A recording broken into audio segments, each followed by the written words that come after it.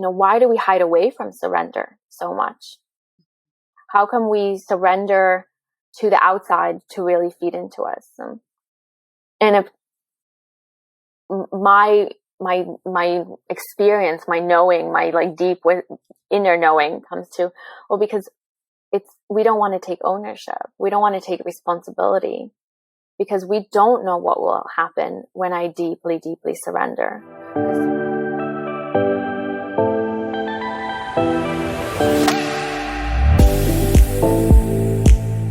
Hello, everyone. Today, I am so happy to speak with Anna Kopacz. And let me tell you a little more about her from her bio.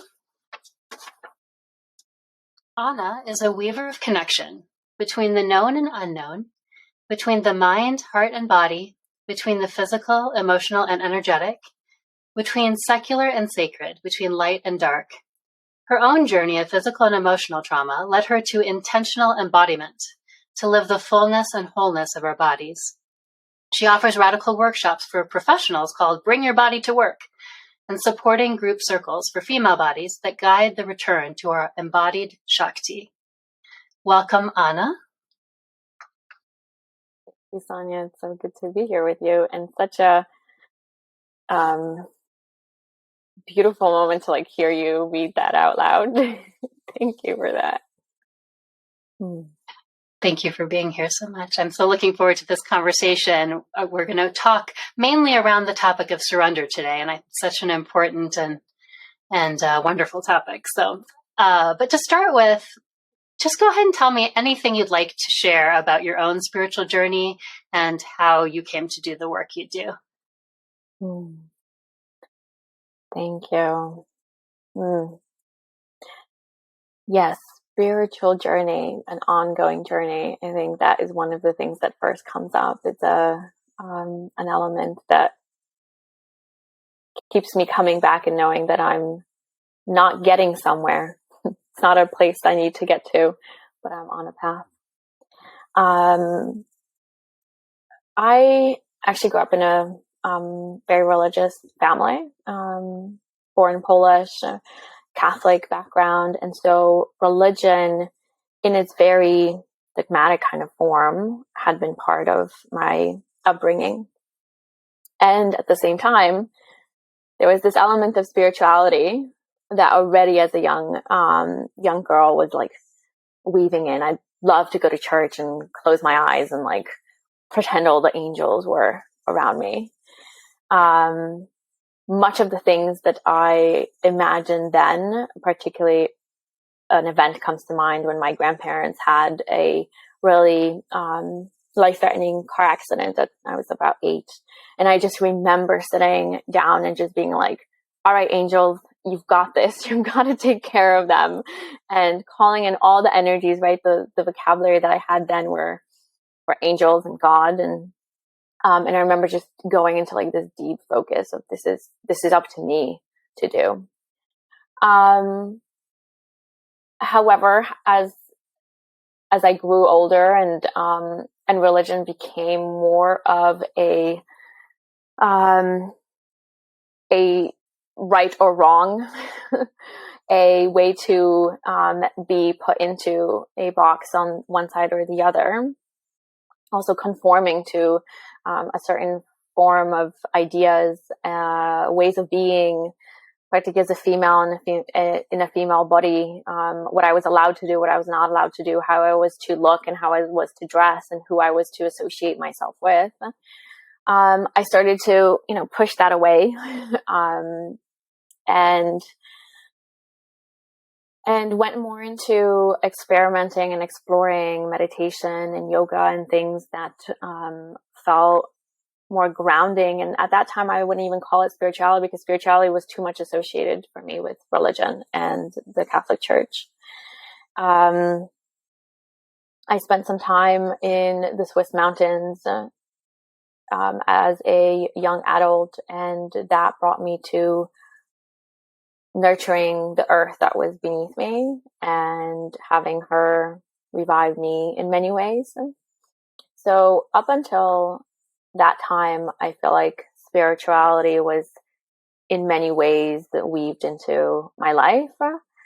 though I didn't have that context then. And then I spent 5-6 years in a corporate job where I call it my like little black box, where all of that just took not even like a backseat, but like really, really, really backseat. And the awareness that was there would just pop in every once in a while in very dramatic ways of feeling disconnected, of feeling unhappy, but not really being able to identify why that was. And when I had in that space come to a pivotal moment that medically one would identify as a burnout, though I call it burning out because it's not one moment in time. The association that came through was that my feet were cut off. Like I had this, if somebody asked me like, what's it feel like? I'm like, I feel like my feet are cut off because I can't feel the ground.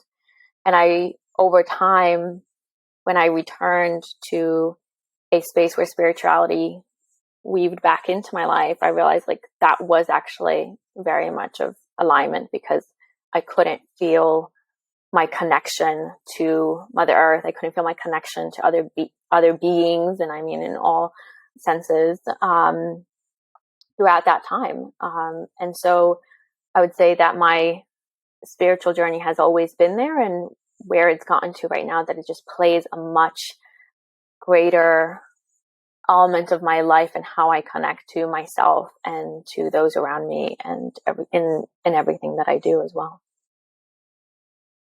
Thank you for sharing that. So tell me a little more about the work you do right now with the body.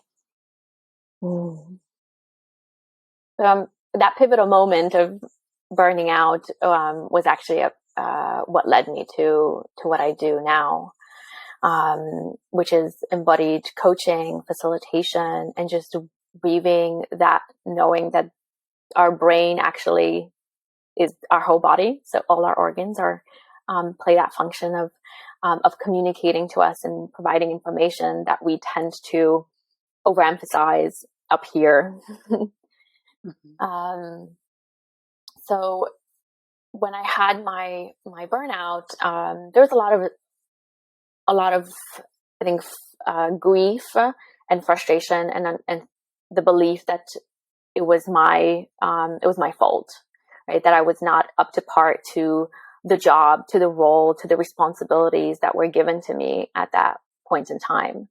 And in that journey, I discovered a whole other realm of individuals and organizations that have already been questioning and providing tools on how we can be in our full essence and our way of being as human beings at work in a different way. Mm-hmm. So that piece led me to the work that I do with organizations, which is really restructuring the way that we function as teams, the way that we meet, the way that we, particularly now, usually hybrid meet. So how we come together online, how do we come together in physical spaces, and ensure that the body is weaved into that, but also more of the humanness, right? A piece that's a really great example is our organizational structures, which is, I just did that, this pyramid kind of structure that's been around for over 100 years. And not many of us question why. Why is there a human resources department? Why is there a marketing department? Why are we structured in these particular ways? And so an element of that is looking through that lens of maybe this actually doesn't serve us in the best way. Mm-hmm. And deeper, the piece that really fuels, I would say, my soul and my heart is the piece around working with women. I noticed just even what happened in my body as I said that. there's like a calmness in that. And this ties into my own upbringing, my own like experiences as a young woman, where the body, besides in the church, but also in having worked in hospitality, that was my initial education and my work place. The focus of the female body and its usage is objectified rather than embraced. And also the element of the body, the female body, as a connector to Mother Earth through the natural cycle that takes place in our bodies. It led me to my own deep, deep healing of physical and emotional trauma that took place, and a number of years afterwards where the re-traumatization continued to happen in my intimate relationships and in also really in all relationships, because we might think that something happens to me in an intimate setting, but yet the association takes place in the brain, and the way that we, trauma forms is that it's the inability for the cycle to take place where we tell the body that we can rest and relax. And so any association that could be made between what took place then gets us back into that unclosed cycle, and the body's sensations and lack of ability to rest and relax takes on. So I've been deeply working on my own sexual trauma healing, and bringing women into those spaces where they rediscover the connection to their body, particularly their womb space, their cycles, and their ability to be with other women in that, which has been the most, for me, rewarding and reciprocal, to not hide away with the pains and the pleasures and everything that come with being a woman fully in my body. So much of what you're talking about, the healing, bringing the body back in, all of it is so much, has been so much a part of my own spiritual journey as well. And I think for so many people, even though it doesn't always get talked about that way, maybe even still. So I think this maybe does point us into surrender, because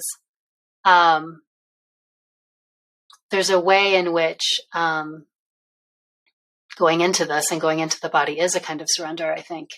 And it's an interesting word, because if people haven't used it in this context, I'm thinking some people might not even like the word, right? We have some negative context with the idea of surrender, as if it's not empowering or something like that. So I wonder if you want to start sharing about what surrender means for you. I would actually like to read us something that I refer to very often when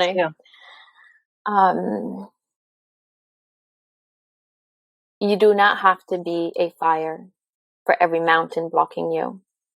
You could be a water and soft river your way to freedom too. And that's just a short excerpt from Naira Wahi. I come back to this so often. Yeah. Could be water. It could be water. And I have chills down my body. There's just so many associations to that.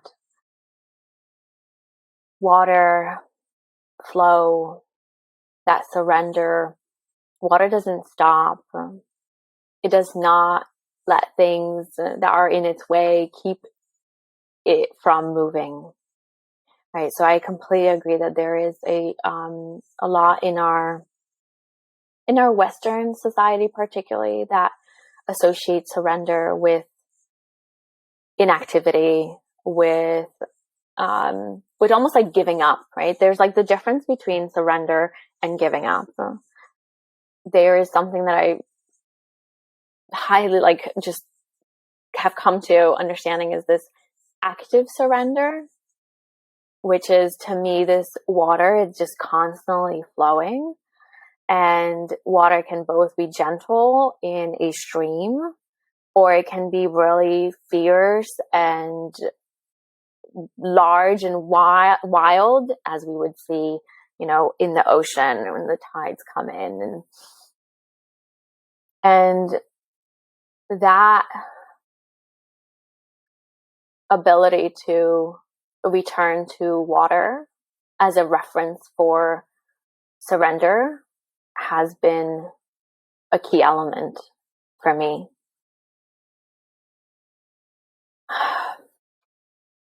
I think it also comes to the returning to the time in my life where a lot of my worthiness that I tied to myself was around action, busyness, going places, doing a lot, being with others in that same space, really brought me to the questioning of what does it mean to surrender to a knowing that comes from within rather than the one from the outside. So when I think of surrender, I think of my actions and inactions being deeply influenced and coming from the inside out, versus actions or inactions coming from the outside in, right? And what I think that how I would describe that, or maybe give an example for is when I'm at a choice point in my life, there's something that I need to make a decision on. I come inside to know whether I actually need to do something about it or not do something about it, versus what the outside world is likely wanting for me to do or not to do. And that's been that in my personal life has very much been around work, where I find that for me has been the hardest part to surrender. I came from a background and a profession in climate change where there's huge urgency for the work that we need to be doing, for the resources that are constantly lacking, and we keep taking more. And being associated with that after my burnout, and friends and colleagues wanting to assist me in getting back out there and going back into the profession, and the outside world, pulling me to, you've done this, so do that. Just go back to that. And all of the stories of money and the financial need, the need to be seen, the need to come back into the workplace was constantly kind of coming in at me and wanting me to surrender. In this case, also the surrender, but the surrender from the outside to what the outside wants me to do, versus continuously coming back from the inside and asking, what is it that I need? What is it that I want? And even surrendering to that not doing. Right now, the surrender is I cannot do because my body's still not there, because I don't exactly know what it is that I want to be doing. Surrendering to all of those thoughts and perceptions of what I should be doing. And that in itself, to me, is surrender, active surrender. Because as those thoughts came in, as I was not accepting, those jobs or those suggestions of going back, my active surrender was, okay, let me look at those beliefs that are occupying me to believe that maybe I should, or beliefs that are, coming in that's saying, well, you're not going to make it. You're not going to make it in this job and what it is that you want to foresee in the future. So yeah. It reminds me. Yeah, it's like surrendering to reality. I was thinking at one point when you were saying it, I was thinking of that when the full reality, meaning what's really going on inside yourself, and hearing that too, I was thinking. But then when you added in the part about, but then remember also, if you do have the belief, then that's teaching you something, that was reminding me also of the sort of depth and breadth of it. I mean, that it's so much about continuing to surrender, right, to whatever the reality is. But the reality might also be that the belief is there. Mm-hmm. So there's kind of a continual process in a way, almost, I would say. Yeah, I would definitely say so. If we take it as the river flowing, there will continuously be banks, there will continuously be turns, there will continuously be rocks and things to move through. And what are those? At this point, I might be flowing, and I don't see this particular rock. Also looking at it as a belief, right? But further down, I see, oh, yep. It's come up again, but this time it's bigger. Am I going to look at it here and now?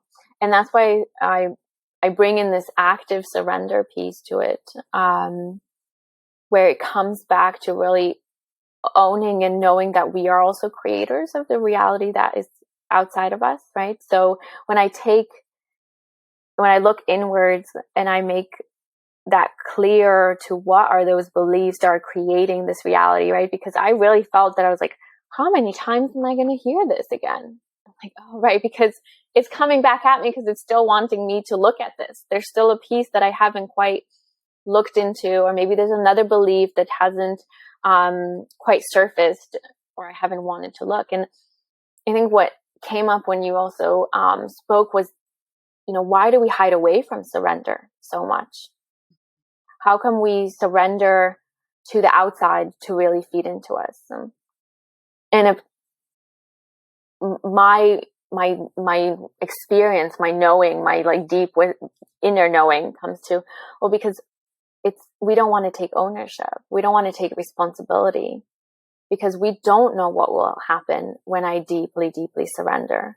Because surrender also has this piece of being, allowing to go deep to actually hear that, right? Most of the time, it's even hard to say, when is it coming from the outside? When is it coming from the inside? When there's all this noise and everything is moving so fast. So there is an element of actually coming to some sort of stillness. And I say this in quotations, because stillness can be in so many different ways and forms for people. It can be in meditation. It can be in, I do 5 rhythms, which is a meditation and movement. So technically I'm moving. So I'm not quite in stillness, but there's stillness in the alignment between my mind and the rest of my body.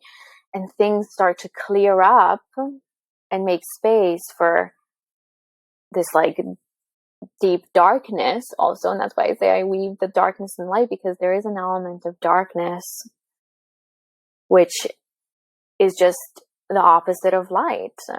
It holds also light, and vice versa. So I know that when I touch on this topic of surrender, in many ways, many people push away from it, because there are fears. And that would probably be, if I was, to just say to those who are listening to us, where do you even start? Just notice what fears come up around, or what emotions come up around surrender, and you hear that. Yeah, that's the thing about surrender. You really can start anywhere with it. So that's sort of the good news and the bad news. If good news, but if you're trying to avoid it, maybe bad news. But I was going to say that you had mentioned the responsibility piece, and I think it's interesting because, of course, it's full of so much. Because I definitely feel that too, that it has this real responsibility to it. At the same time, it also has sort of a freedom and an unburdening. So it's almost like a paradox, but